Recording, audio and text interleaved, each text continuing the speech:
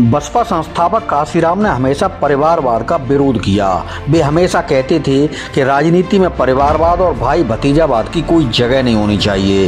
यही वजह रही कि अपनी राजनीतिक विरासत उन्होंने परिवार के किसी सदस्य की बजाय मायावती को सौंपी थी। परिवारवाद को लेकर मायावती भी कांग्रेस, बीजेपी और समाजवादी पार्टी पर हमेशा हमलावर रही हैं। लेकिन जब सभी राजनीतिक दल 2024 के लोकसभा के सियासी अखाड़े में उतरने की तैयारी में जुटे हैं, तब बसपा में भी तस्वीर बदलती नजर आ रही है। मायावती की बसपा भी अब परिवारवाद की तरफ बढ़ रही है।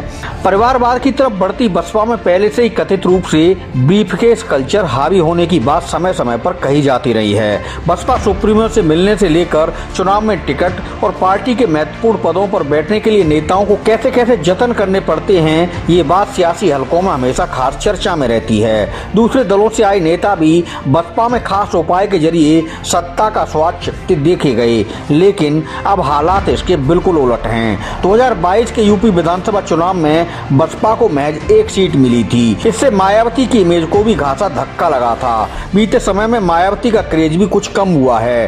हालात ये हैं कि अब बसपा को चुनावों के लिए मजबूत कैंडिडेट भी खोजने पड़ रहे हैं। दूसरे दलों के बड़े नेता भी फिलहाल बसपा में जाने से परहेज कर रहे हैं। ब्रीफकेस को लेकर बसपा मुखिया के दरबार में माथा टेकने पहुंचने वाले नेताओं को भी राजनीतिक भविष्य की संभावनाएं ना के बराबर दिख रही हैं। लिहाजा परिवारवाद की ओर बढ़ रही बसपा सुप्रीमो मायावती भी अपनी राजनीतिक विरासत किसी नए चेहरे को देने जा रही हैं। हाल ही में मायावती ने अपने भतीजे आकाश आनंद को उन 4 राज्यों का चुनाव प्रभारी बनाया है जहां कुछ महीने में विधानसभा इलेक्शन होने हैं। इनमें मध्य प्रदेश, राजस्थान, छत्तीसगढ़ और तेलंगाना शामिल हैं। इससे पहले 2019 के लोकसभा चुनाव के बाद मायावती ने अपने भाई आनंद कुमार को पार्टी का राष्ट्रीय उपाध्यक्ष, जबकि भतीजे आकाश को पार्टी का नेशनल कोऑर्डिनेटर बनाया था। चर्चा ये है कि जल्दी आकाश को यूपी में भी बड़ी भूमिका मिल सकती है।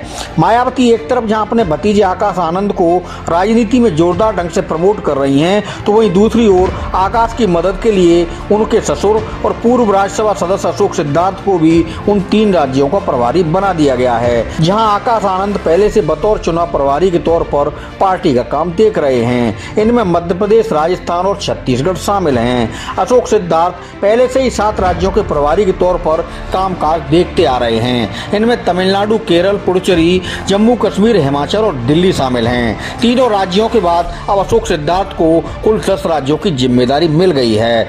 हालांकि 2022 के विधानसभा चुनाव से पहले भी अशोक सिद्धार्थ को मायावती ने यूपी के कई मंडलों की जिम्मेदारी सौंपी थी, लेकिन जब विधानसभा चुनाव में बसपा को महज एक सीट मिली तो उनसे वो जिम्मेदारी वापस ले ली और उन्हें दूसरे राज्यों में भेज दिया।